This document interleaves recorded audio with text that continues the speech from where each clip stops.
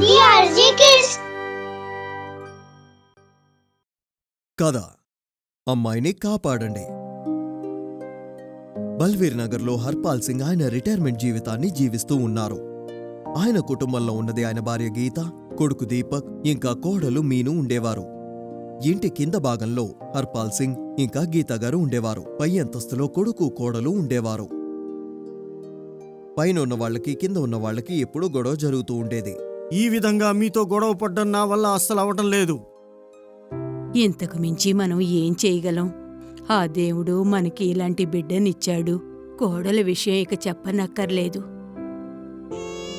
కొన్ని రోజుల తర్వాత దీపక్ భార్య మీనుకి ట్విన్స్ పుట్టారు. ఇద్దరు కూతుర్లు చాలా అందంగా ఉన్నారు.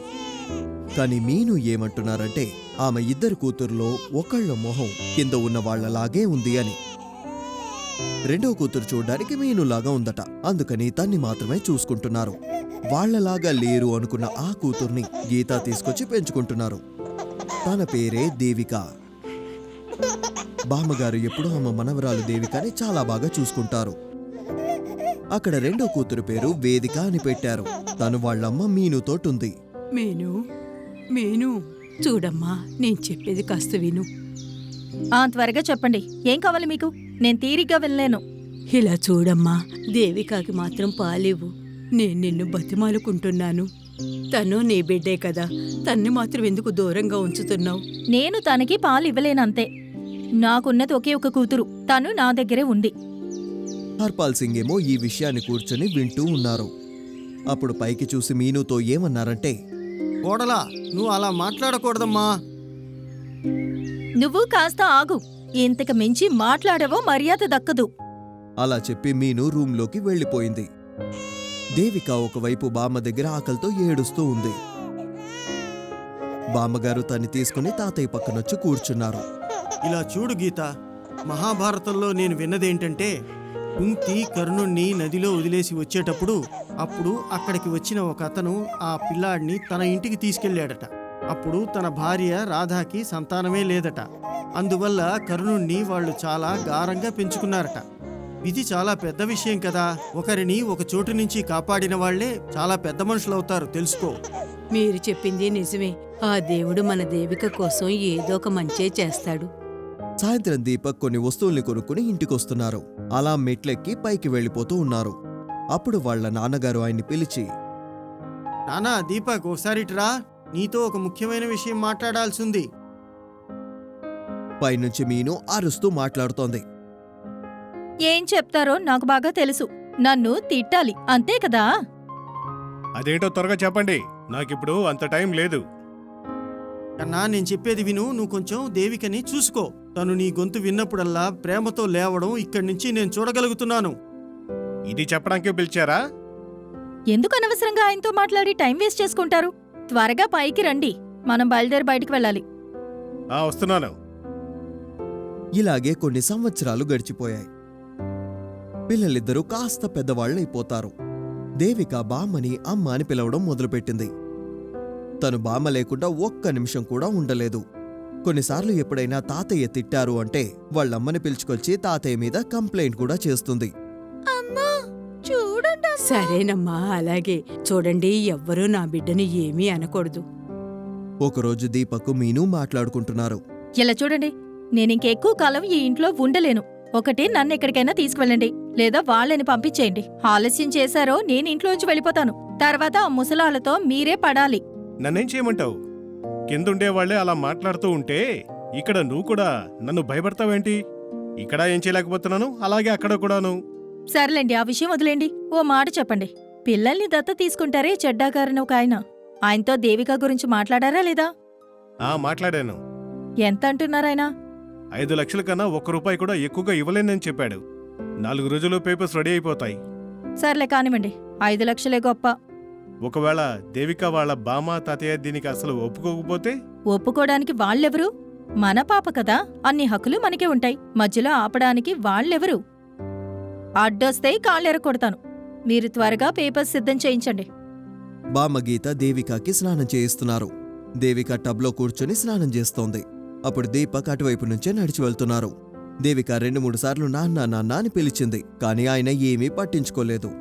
అప్పుడు బామ్మ ఏమన్నారంటే, చూడ్రా, ఒక్కసారైనా బిడ్డతో మాట్లాడు. ఇంతగా నీ కూతుర్ని ద్వేషించకూడదు. నాకు టైం లేదు, చేయాల్సిన పనులు చాలా ఉన్నాయి.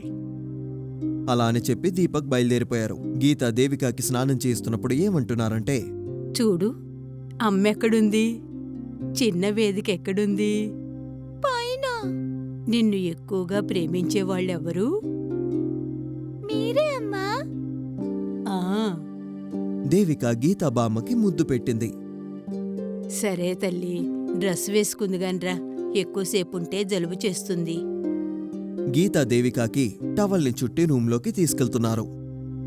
దేవికాని అమ్మేస్తున్నారన్న విషయం గీతాకి తెలిసిపోయింది. ఆమె హర్పాల్ సింగ్తో చెప్తున్నారు. ఇలా చూడండి, మన దేవికని ఎవరో దత్తత చేసుకుంటారట. వాళ్ళ దగ్గర నుంచి 5 లక్షలు తీసుకుంటున్నారు మన వాళ్ళు. లేదు, అలా జరిగే అవకాశమే లేదు. ఇటువంటి నీచమైన పనిని ఏ తల్లి తండ్రి కూడా చెయ్యరు. లేదండి, వాళ్ళిద్దరూ మాట్లాడుకోవడం నేను విన్నాను. అలా అంటే దానికేమిటి అర్థం? విషయం మన చెయ్యి దాటిపోయింది. నువ్వేమీ దిగులు పడకు. దేవికా మీద వాడి వేలు పడ్డానికి కూడా నేను ఒప్పుకోను. వాణ్ణి నేను జైలుకి పంపిస్తున్నాను. వద్దండి, అలా చెయ్యకండి. ఎంతైనా దీపక్ మన కొడుకు, వాడికి అర్థమయ్యేలా నేను చెప్తాను. వాడొక పనికి మాలిన వాడిగా మారిపోయాడు. ఎందుకు పనికిరాడు. మీకు ఎలా అనిపిస్తే అలాగే చెయ్యండి. హర్పాల్ సింగ్ ఆయన మొబైల్ ఫోన్ని తీసుకుని ఈ విషయాన్ని పూర్తిగా ఎవరికో చెప్పేశారు. రాత్రయ్యింది. హర్పాల్ సింగ్, గీత ఇంకా దేవిక కూర్చునున్నారు. అప్పుడే చెడ్డా, ఇంకొక మహిళ దీపక్తో పాటు వచ్చి అలా మెట్లెక్కి పైకి వెళ్తూ ఉన్నారు. చెడ్డా చూడ్డానికి 50 సంవత్సరాల వయసున్నవారు. ఆయన చేతిలో డబ్బులు కూడా ఉన్నాయి. దేవికని తీసుకువెళ్ళడానికి వచ్చేవాళ్ళు వీళ్ళే అనుకుంటానండి. నువ్వేమీ దిగులు పడకు. నేను ఇక్కడ అన్ని ఏర్పాట్లు చేసి ఉంచాను. అప్పుడు దీపక్ పైనుంచి వచ్చి దేవికాని తీసుకువెళ్ళడానికి ప్రయత్నిస్తున్నారు. చూడ్రా, ఈ అమ్మాయిని ఎక్కడికి తీసుకువెళ్తున్నావు? వాళ్ళసలెవరు? వాళ్ళు దేవికని తీసుకెళ్ళడానికే వచ్చారు.